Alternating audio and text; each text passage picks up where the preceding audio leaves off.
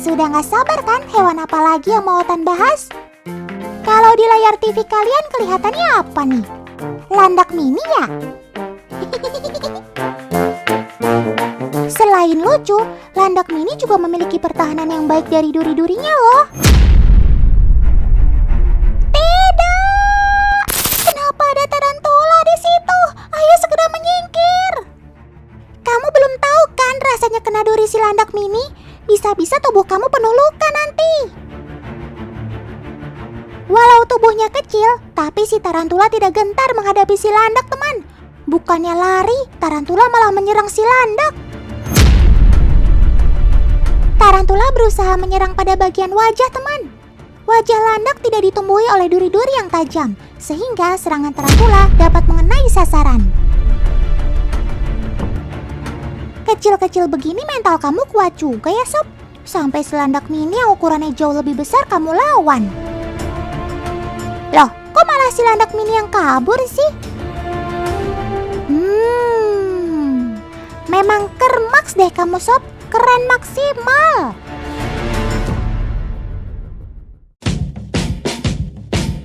Karena si landak mini sudah kabur, Otan mau ikutin petualangan kamu saja deh, Sob. Boleh ya?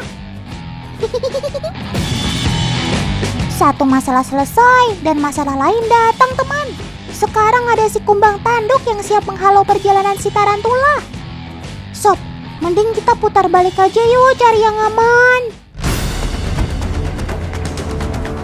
Tuh, benar kan teman? Si kumbang tanduk ini mencoba mengangkat tubuh tarantula. Kumbang tanduk memiliki kekuatan yang luar biasa. Ia bisa sampai mengangkat beban 850 kali dari tubuhnya. Jadi, mengangkat si tarantula bukanlah hal yang sulit. Wets, gerakan apa itu? Ternyata si tarantula berusaha melawan, teman. Dengan menggunakan kaki depannya, ia mencoba mendorong dan mengusir si kumbang. Dan pada akhirnya, si kumbang pun menyerah dan meninggalkan tarantula. Syukurlah kamu selamat, Sob. Phew.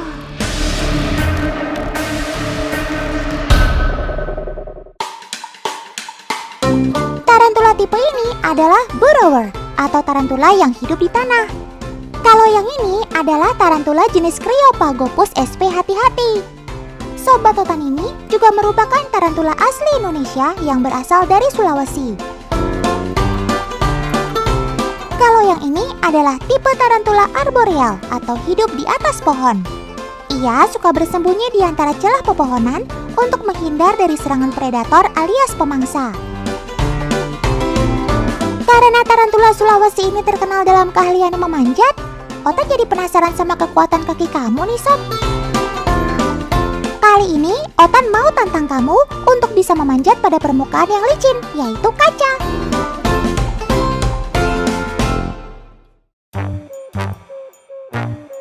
Ayo Kak Elis, taruh Sobat Otan ini di tengah-tengah kaca. Sekarang kita naikkan kemiringan kaca menjadi 90 derajat. OMG, nampaknya ini bukan sesuatu hal yang sulit untuk kamu ya, Sob. Kaki tarantula dapat menempel dengan baik pada permukaan kaca, teman. Bahkan ia bisa berjalan ke sana kemari tanpa terjatuh. Kok bisa ya? Tarantula memiliki 4 pasang kaki yang setiap tungkainya memiliki 7 segmen. Salah satunya adalah cakar yang bisa ditarik keluar untuk mencengkeram. Selain itu, terdapat bulu yang dapat membantu tarantula untuk dapat mencengkeram lebih baik. Cakep!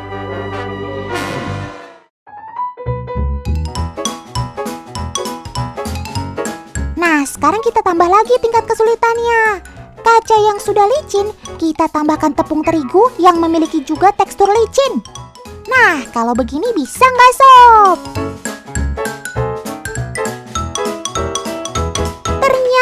Ternyata, Sobat Otan ini tidak dapat bertahan lama, teman. Ia tidak mampu merekatkan kakinya terlalu lama pada permukaan kaca yang sudah ditaburi tepung. Nggak apa-apa deh, Sob. Ini juga sudah kermaks kok, alias keren maksimal.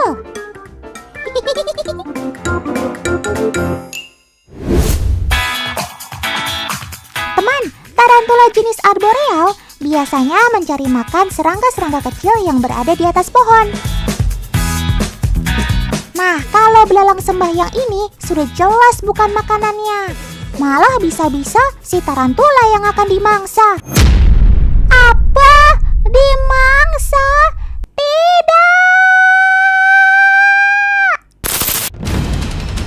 Dengan gerakan secepat kilat, belalang sembah langsung menyerang sobat totan ini. Tapi kecepatan si tarantula Sulawesi ini juga tidak diragukan lagi, teman. Ia berhasil halau serangan belalang dan menghindar dengan cepat.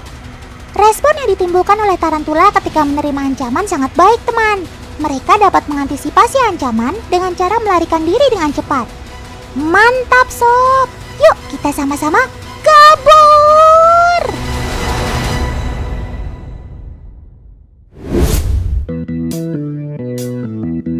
Salah satu pertahanan dari tarantula adalah taring yang terdapat di depan mulutnya. Tapi seberapa tajam sih taring si tarantula Jawa ini? Media yang kita gunakan untuk mengetahui tingkat ketajaman taring tarantula adalah balon. Sudah siap, Kak Elis? Sudah siap, sob? Mulai! Jos! Sudah terbuktikan kalau taring sobat totan ini memang tajam, teman. Baru saja Otan membicarakan ketajaman taring kamu. Sekarang malah ketemu sama kalajengking yang juga memiliki sengatan dan bisa.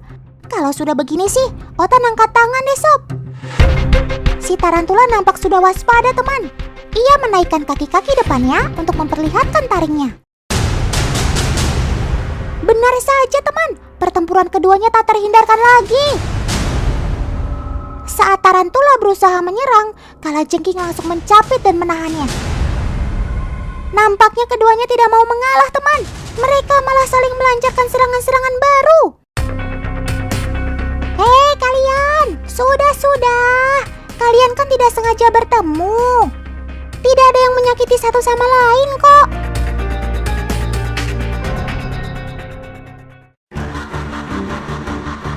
Ya ampun, kamu kenapa pasang posisi menyerang sih, sob?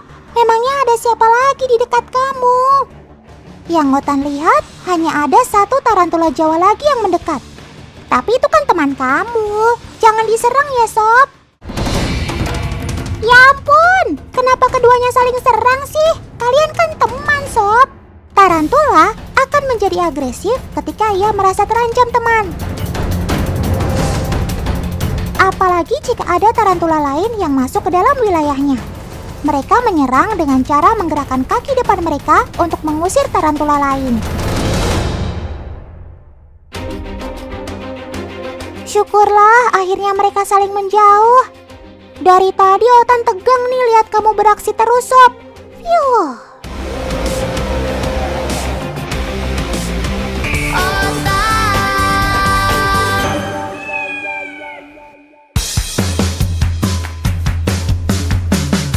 Keren banget ya burung-burung ini. Mereka berterbangan di laut. Jarang-jarang loh ada pemandangan kayak gini. Kermaks. Loh, tapi kok sepintas mirip ayam ya? Masa sih ini ayam? Kok bisa-bisanya ya dia terbang? Ya ampun, ternyata benar, teman. Sobat totan yang berterbangan ini adalah ayam, bukan burung. Ini adalah tradisi yang berasal dari masyarakat Situbondo, Jawa Timur. Namanya ayam sap-sap. Ajang ini berbeda dengan perlombaan balap ayam pada umumnya. Di sini ayam akan dibawa ke tengah laut. Kemudian ayam akan diterbangkan menuju ke daratan. Jago juga terbangnya kamu, Yam. Salut!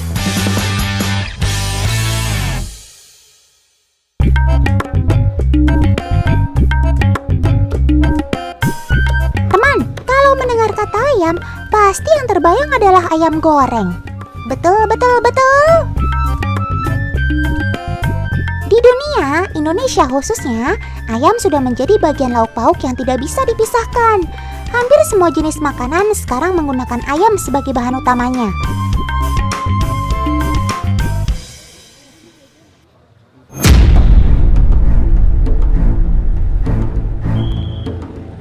Teman, di balik konsumsi daging ayam yang terus meningkat, ada keadaan yang dapat merugikan masyarakat. Oknum tidak bertanggung jawab ini malah memperjualbelikan ayam yang sudah mati alias tiren alias mati kemarin. Sekarang Otan mau ajak kalian nih ke salah satu peternak yang melakukan praktik nakal ini.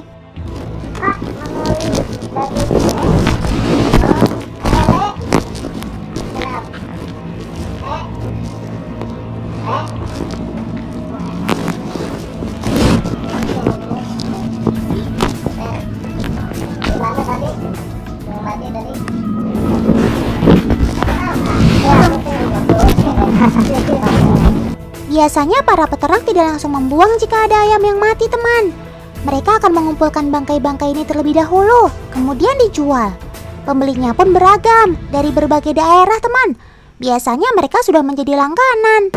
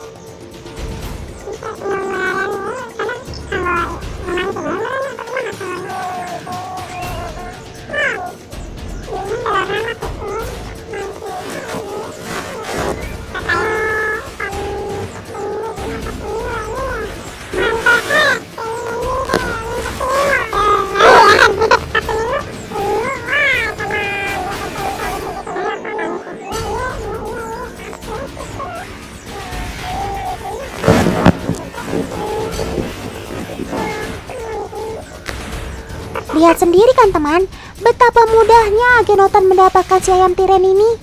Duh, kok Otan jadi serem ya.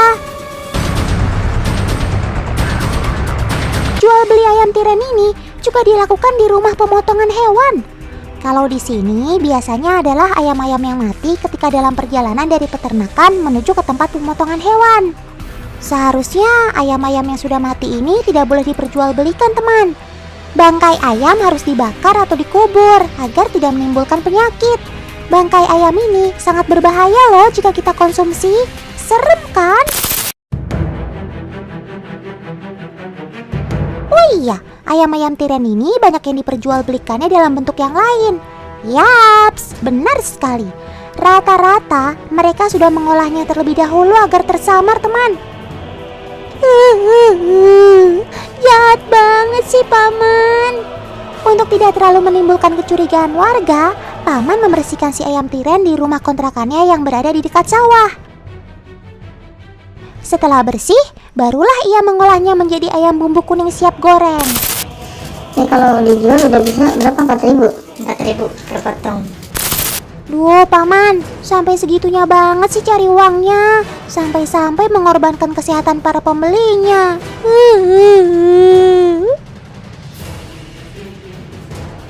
Nah, kalau sudah jadi seperti ini, siapa sih yang bisa membedakan antara ayam tiren dan bukan? Warnanya sudah kuning, ditambah baunya yang sudah tersamarkan oleh bumbu. Kalau udah begini sih, kayak udah nggak ada bedanya ya. Ngeri-ngeri sedap nih.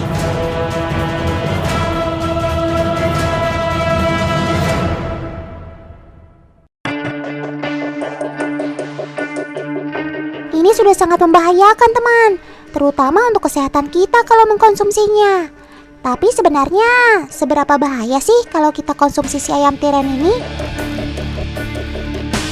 Lebih baik kita tanyakan ke ahlinya saja yuk.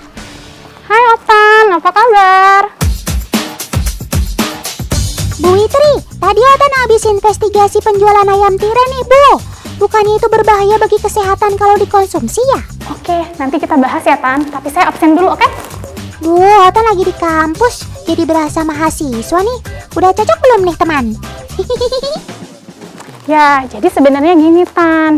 Jadi ayam tiren itu kan ayam yang baru mati kemarin nih. Tentunya kandungan zat gizinya itu lebih rendah dibandingkan dari kandungan zat gizi yang ada pada ayam segar. Selain itu, dia juga tidak baik untuk dikonsumsi oleh kita. Kenapa? Karena darahnya itu kan ada yang keluar nih, tidak sempurna dari ayamnya. Sehingga bakteri-bakteri ini pada tumbuh tuh banyak di ayam tiren tersebut. Jadi kalau ada orang yang mengkonsumsi ayam tiren tersebut, bisa sakit perut orangnya. Selain bisa sakit perut, juga bisa demam, bisa sakit tipes. Apalagi kalau diolahnya tidak baik dan tidak benar. Gitu Tan. Masih ngomongin si ayam potong nih, teman. Selain ayam tiren, ada satu isu yang menyebar di masyarakat. Katanya, si ayam potong ini sudah disuntik hormon, sehingga ia dapat dengan mudah tumbuh besar. Suntikan hormon pada ayam dipercaya dapat memberikan dampak buruk bagi tubuh kita. Tak jarang, banyak juga dari kita yang tidak mau mengkonsumsi daging ayam potong ini. Apalagi bagi orang yang mengidap penyakit kanker, pasti gawat. Tapi memangnya seberbahaya itu ya jika kita makan ayam potong ini karena sudah disuntik hormon? Cross-check lagi yuk ke ahlinya, biar nggak salah informasi. Nanti malah jadi hoax kan berbahaya. Bu, Otan masih mau tanya lagi dong tentang perayaman. Katanya kalau kita mengkonsumsi ayam potong terlalu sering tidak baik ya, karena mengandung suntikan hormon. Kalau benar, ada dampaknya untuk tubuh kita nggak ya, Bu? Ayam-ayam tersebut disuntikannya menggunakan antibiotik dan vaksin supaya ayam-ayam tersebut tetap sehat dan tidak gampang mati. Gitu ceritanya Tan. Terus katanya ayam potong ini juga berbahaya bagi penderita kanker ya? Kok bisa sih, Bu? Iya, jadi sebenarnya gini Tan, ketika si ayam itu disuntikkan oleh antibiotika yang terlalu berlebihan, jadi dagingnya ini akan mengandung antibiotika daging ayamnya, sehingga dia akan bersifat karsinogenik yang dapat memicu terjadinya kanker. Oh, berarti kita tidak boleh mengkonsumsinya secara berlebihan ya, Bu? Ya, sebenarnya sih seperti ini Tan. Pada intinya, kalau kita makan semuanya juga kalau yang berlebihan itu tidak baik. Jadi intinya, kalau sekali kita makan harus beragam Tan, sesuai dengan prinsip gizi seimbang. Buat teman-teman, jangan lupa ya setiap kalian makan harus sesuai dengan isi piringku, sesuai dengan pedoman gizi seimbang. Makanannya harus beragam. Siap, laksanakan, Bu. Mulai sekarang, Otan janji akan perhatikan isi piring teman-teman deh. Soalnya Otan gak makan daging ayam, lebih suka pisang. Ini semuanya kan demi kesehatan kita semua juga. Betul apa betul, hayo?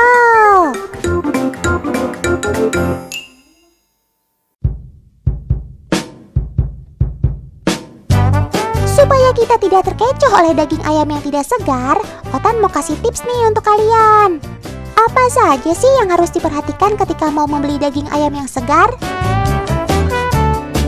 Pertama, kita harus lihat terlebih dahulu warna dagingnya, teman. Daging ayam segar berwarna merah muda, tidak abu-abu. Kulitnya pun masih terlihat putih sedikit kemerahan. Hindari ayam yang berwarna pucat ya teman, karena bisa saja daging ayam tersebut sudah diberi formalin. Kedua adalah tekstur daging ayam masih sangat kenyal, tidak lembek atau keras. Tekstur ini bisa kita rasakan dengan memegang si daging ayam tersebut. Ketiga adalah tekstur dari kulit ayam itu sendiri, teman. Selain harus kenyal, ia juga tidak boleh keras ataupun terlalu lembek.